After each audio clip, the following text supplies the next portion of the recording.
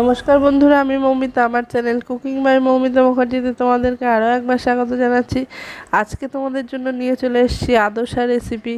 তো এটা কিন্তু এই রেসিপিটা ফলো করে বানালে তোমাদের আদোসাটা নরম হবে, জালি কাটা হবে আর খুব সুন্দর খেতে হবে। তো অবশ্যই রেসিপিটা দেখে ট্রাই করো।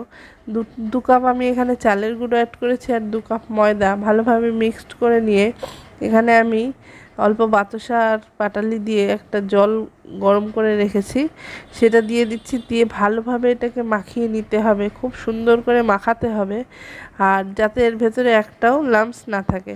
তো মাখাটার উপরে কিন্তু এটা ডিপেন্ড করছে তোমাদের আদর্শটা কেমন হবে।